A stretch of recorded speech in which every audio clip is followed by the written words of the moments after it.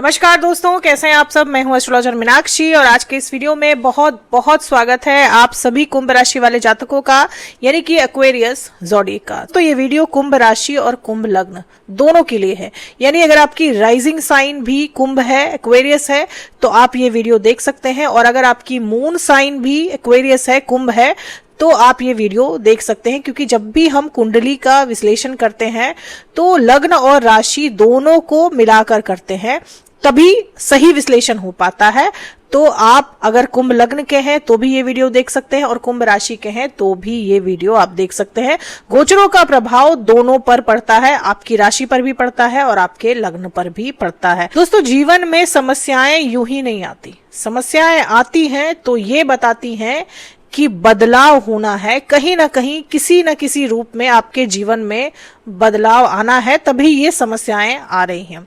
बहुत बड़े बदलाव का समय है, ये जो समय अभी चल रहा है ना दोस्तों, ये बहुत बड़े बदलाव का समय, बहुत बड़े बड़े बदलाव देखेंगे आप अपने आसपास। क्योंकि दोस्तों, बृहस्पति जब से अतिचारी हुए हैं, अतिचारी यानी कि उनकी स्पीड बढ़ी हुई है, बृहस्पति बहुत जल्दी जल्दी राशि परिवर्तन कर रहे हैं और उसी का नतीजा ये है कि बहुत कम समय में बृहस्पति कर्क राशि में आ चुके हैं, बृहस्पति का गोचर हो चुका है। अमूमन बृहस्पति 12 महीने का समय लगाते हैं राशि परिवर्तन करने में, गोचर करने में, एक राशि से दूसरे राशि में जाने में। लेकिन अभी बृहस्पति की स्पीड इतनी बढ़ी हुई है और 2024 से लेकर 2032 तक इसी स्पीड में रहेंगे बृहस्पति देव। यही वजह है कि बृहस्पति को अतिचारी कहा जा रहा है और इन 8 वर्षों में सभी के जीवन में बहुत बड़े बड़े बदलाव लाएंगे। बृहस्पति का गोचर 2 जून को हुआ है, 2 जून को बृहस्पति ने गोचर किया है और बृहस्पति आपके 5वें भाव से यानी मिथुन राशि से निकलकर आपके 6ठे भाव में कर्क राशि में प्रवेश कर चुके हैं। यहाँ पर बृहस्पति उच्च के हो गए। उच्च के बृहस्पति की स्थिति बहुत अच्छी होती है, लेकिन आपके 6ठे भाव में उच्च के हुए हैं, तो क्या परिणाम देंगे वो आप लोगों के लिए जानेंगे इस वीडियो में। दोस्तों, 2 जून को बृहस्पति का तो गोचर हो चुका है, लेकिन मंगल, बुध, शुक्र और सूर्य का भी गोचर होगा। सूर्य 15 जून को आपके 5वें भाव में आ जाएंगे। 5वें भाव के मालिक होते हैं, काल पुरुष की कुंडली में 5वां भाव सूर्य का ही भाव होता है, तो सूर्य यहाँ पर बहुत मजबूत रहेंगे, बहुत अच्छी प्लेसमेंट रहेगी 15 जून के बाद सूर्य की। इसके अलावा मंगल, जो कि आपके 10वें भाव के स्वामी हैं, आपके काम काज का जिम्मा मंगल देव को ही दिया गया है और अभी मंगल अपने भाव से 6ठे बैठे हुए हैं, आपके 3रे भाव में बैठे हुए हैं। 3रे भाव में बैठे मंगल ऐसे तो कॉन्फिडेंस बढ़ाते हैं आपका, पराक्रम बढ़ाते हैं आपका, लेकिन क्योंकि 10वें भाव से 6ठे बैठे हुए हैं तो कहीं ना कहीं आपके काम काज में, आपके कार्यालय में आपको परेशानियां जरूर आ रही होंगी। जब 10वें भाव के स्वामी खुद से 6ठे चले जाएं, 3रे भाव में चले जाएं, तो बहुत अच्छे परिणाम नहीं दे पाते। हालांकि मंगल 3रे भाव के कारक माने जाते हैं, लेकिन खुद से 6ठे बैठे हुए हैं तो आपके काम काज में रुकावटें लाते हैं, आपके व्यापार में रुकावटें लाते हैं। आप जहां जॉब करते हैं वहां आपको समस्या होती है, आपके बॉस से समस्या होती है, आपके कलीग से आपको समस्या होती है, आपके जो काम है वो रुक रुक कर बनते हैं।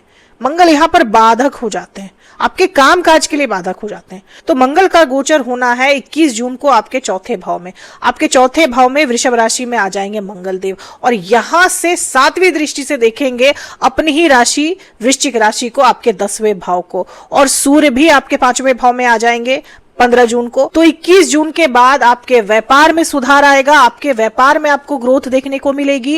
व्यापार में जो रुकावटें आ रही थी वो दूर होंगी, ऐसे काम जो रुके पड़े हुए थे, अटके पड़े हुए थे, वो फिर से शुरू होंगे। आपके जॉब में जो समस्याएं आ रही थी, आपके काम नहीं बन रहे थे, बहुत ज्यादा भाग दौड़ करनी पड़ रही थी, क्योंकि मंगल 3रे भाव में थे तो भाग दौड़ बढ़ जाती है और जितना भाग दौड़ करते हैं परिणाम आपको उतना अच्छा नहीं मिल पाता। तो अब मंगल जब 4थे भाव में आएंगे तो करियर के लिए बहुत अच्छा है, तो करियर में आपको ग्रोथ देखने को मिलेगी। करियर के लिए बहुत अच्छा समय है, क्योंकि जब मंगल बाधक बन जाते हैं दोस्तों, मंगल बिगड़ जाते हैं, तो आपके लाख प्रयासों के बाद भी आपको आपके कामों में सफलता नहीं मिलती। और क्योंकि शनि की 7.5 भी चल रही है, राहु भी आपके पहले भाव में बैठे हुए हैं, तो ये सभी चीजें जो है कहीं ना कहीं बहुत सारी रुकावटें लाती हैं आपके जीवन में।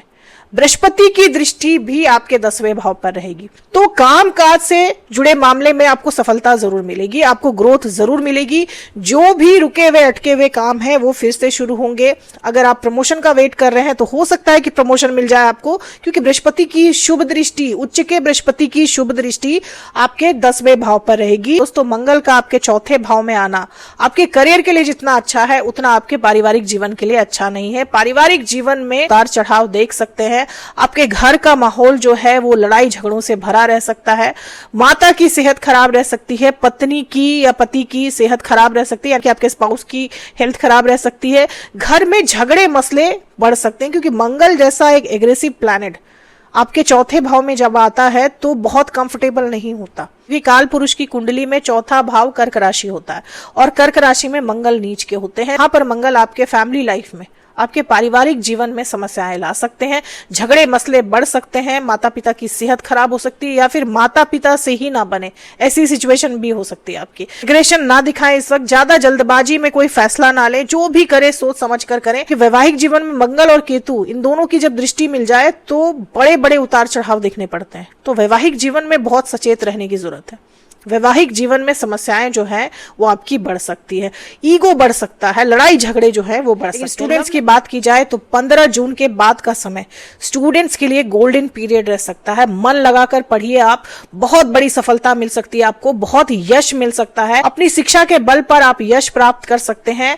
आपकी एजुकेशन की बेसिस पर आपका नाम बढ़ सकता है, आपको नेम और फेम मिल सकता है, कोई बड़ी सफलता हाथ लग सकती है। क्योंकि 5वें भाव में सूर्य जैसे एक ग्रह रहेंगे जो कि नेम फेम के कारक हैं। प्रेमी जोड़ों के लिए भी अच्छा समय है, लेकिन ईगो से बचना है, क्योंकि सूर्य है तो ईगो दे देते हैं, ईगो बढ़ा देते हैं। अगर आप ईगो से बच जाते हैं, ईगो क्लैशेस नहीं होते हैं आपके बीच में, तो फिर लव लाइफ के लिए भी बहुत अच्छा समय है, बहुत ही बढ़िया समय है प्रेमी जोड़ों के लिए। दोस्तों, यहाँ पर जो सबसे इंपॉर्टेंट चीज है जिसका आपको ध्यान देना है 21 जून के बाद, की मंगल की 10वीं दृष्टि, जो कि एक बहुत ही इंपॉर्टेंट दृष्टि होती है, वो आपके पहले भाव पर पड़ रही है, जहां पर राहु पहले से ही बैठे हुए। यानी एक तरह से मंगल राहु का कॉम्बिनेशन बन जा रहा है। किसी भी शॉर्टकट तरीके से रुपया पैसा कमाने की अगर आप कोशिश करेंगे, या शॉर्टकट मेथड से आप चाहेंगे कि आपको सफलता मिल जाए, लॉटरी सट्टे जुए वगैरह से आपको बचना है, किसी भी तरह के शॉर्टकट से बचना है, किसी भी तरह के शॉर्टकट तरीके से अगर आप सफलता चाह रहे हैं, आप सफलता प्राप्त करना चाह रहे हैं, तो वहां आपको बड़ी मुसीबतों का सामना करना पड़ सकता है, बड़ी परेशानी में आप पड़ सकते हैं। क्योंकि ये राहु कहीं ना कहीं उकसाते तो है आपको कि शॉर्टकट तरीका कर लो, ये कर लो, वो कर लो, और जब मंगल की उन पर दृष्टि रहेगी तो कहीं ना कहीं और ज्यादा एग्रेसिव हो जाएंगे राहु आपको जल्दबाजी में हर काम करने के लिए उकसाएंगे। लेकिन यहाँ पर आपको खुद को कंट्रोल करना है, किसी भी तरह के इलीगल काम से दूर रहना है, किसी भी तरह के आपराधिक काम से दूर रहना है, क्योंकि ये राहु आपको मुसीबत में डाल सकते हैं फिर। इसके अलावा दोस्तों, बृहस्पति की 9वीं दृष्टि आपके दूसरे भाव पर रहेगी, शनि पर रहेगी, तो धन से जुड़ी समस्याएं आपकी दूर होंगी। मनी से रिलेटेड जो प्रॉब्लम्स आपकी लाइफ में चल रही हैं, धन से जुड़ी समस्याएं जो चल रही हैं, वो खत्म होंगी, क्योंकि दूसरा भाव आपके धन का भाव होता है और बृहस्पति की खुद की राशि है। बृहस्पति की 9वीं सबसे शुभ दृष्टि पड़ रही है आपके धन भाव पर, तो धन से जुड़ी समस्याएं आपकी दूर होंगी। हालांकि खर्चे बढ़ेंगे, क्योंकि छठे भाव में बृहस्पति रहेंगे तो आपका लोन वगैरह जो है वो आसानी से पास हो सकता है। रुपए पैसे की समस्याएं बहुत हद तक कम होंगी। तो राहु आपके पहले भाव में है और उन पर दृष्टि पड़ रही है मंगल की। ओवर थिंकिंग से बचें, जितना हो सके अपने आप को पीसफुल रखें, जितना हो सके अपने आप को शांत रखकर काम करें। इस वक्त जल्दबाजी से आपको बचना है, जल्दबाजी में कोई भी काम ना करें, कोई भी फैसला आपको जल्दबाजी में नहीं लेना चाहिए, नहीं तो आपके लिए ही नुकसानदायक है। क्या उपाय आप कर सकते हैं दोस्तों? इस वक्त आपको विष्णु सहस्त्र नाम का पाठ जरूर करना चाहिए, प्रत्येक दिन करना चाहिए।